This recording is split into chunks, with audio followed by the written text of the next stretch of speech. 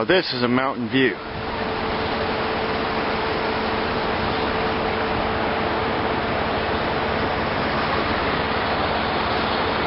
What do you think about that?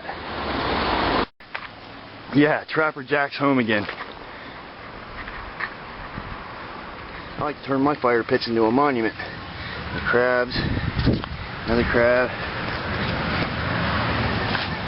Oh, look at that crab. Scorpions. Hermit crabs. Yeah, that's a nice one. And this tabletop right here. That's another crab too. Yeah. There's my cook stove for my bracket funguses. Yeah, stone monument. The scorpions with the crossed arms are my favorite.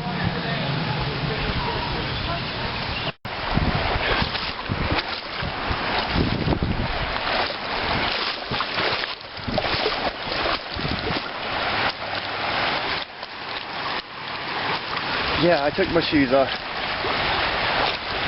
River crossings can be dangerous, but this one happens to be shallow enough right here where I can walk across.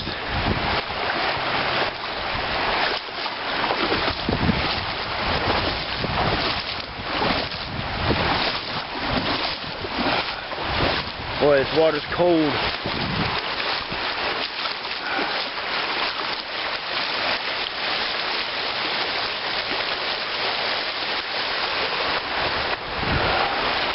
All right.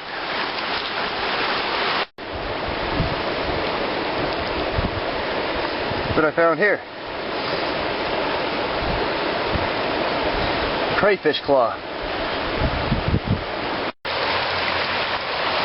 Even a shallow river can have fast water, and it makes them difficult to cross. So you have to really be careful.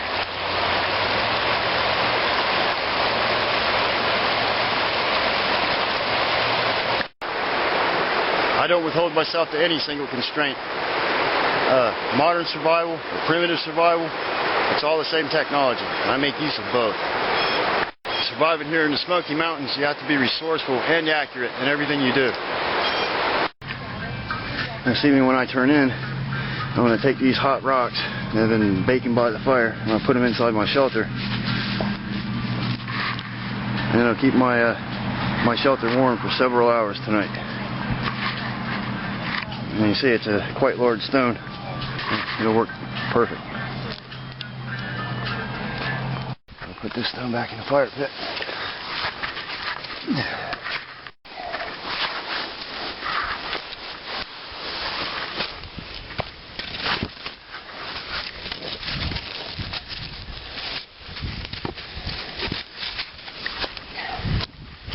Alright. Thanks, Hot Rock. Last night I started out with this hot rock, and then I went to that one. I used both of them. When this one got cold, I changed it and put that one in my shelter.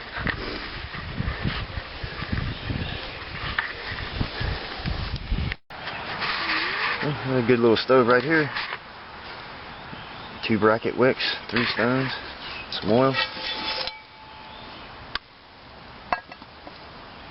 Let's make some pancakes.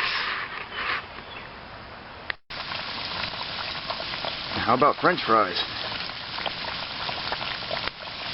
Oh yeah, that's gonna be good.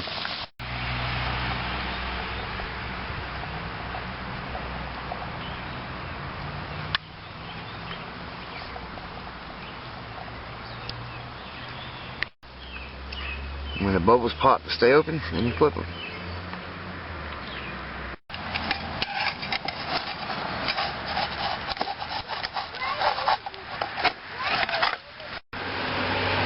Boy, look at that. Yum. If you need oil to cook with, use the skin of a trout. It's got a thick layer of fat right next to the skin. See, cooking over wood leaves a crusty, gnarly tar all over your pots and pans. Like this crunchy tar on my coffee pot. It leaves the surface feeling like sandpaper. And cooking over vegetable oil just leaves a soot on your pots and pans and doesn't leave a crunchy, chunky tar-like substance coating your pans. This will be easy to clean up, where that coffee pot is nearly impossible. Alright, just set up a heater that burns oil inside of a shelter.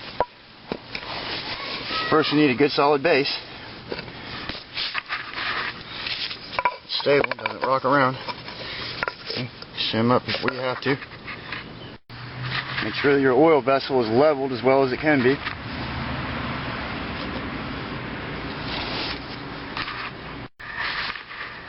I light a small wick to heat my stone with. For long-term heating, a candle wick will be sufficient to heat the stone that you put on top.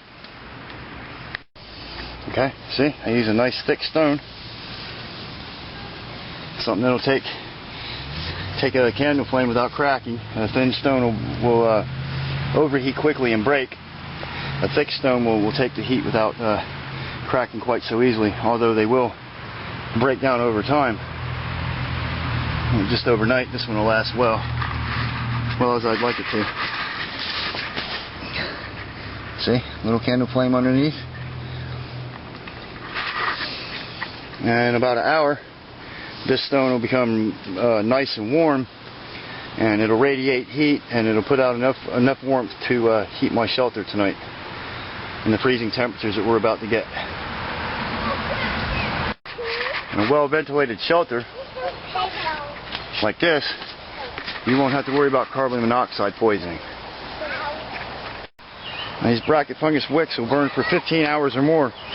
And sometimes you may have to replace the wick in your stove, but if you do, you just cut another wick and replace it. That's all you got to do.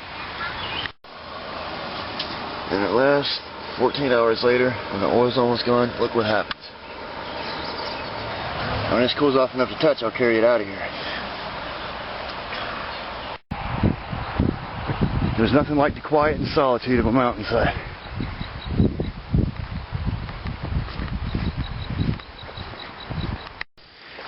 These rolling mountain prairies are some of the nicest places to go.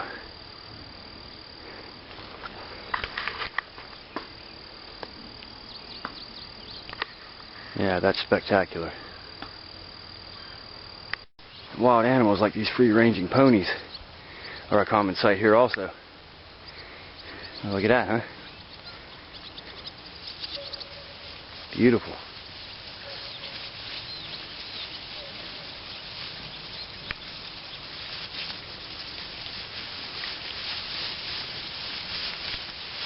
And one of the best survival foods out here in the Smoky Mountains is the rainbow trout and the speckled brown trout the rivers are so full of.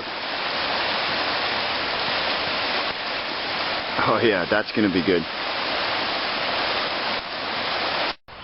Well, I'm hungry. I'm going to go eat some fish. See you next time.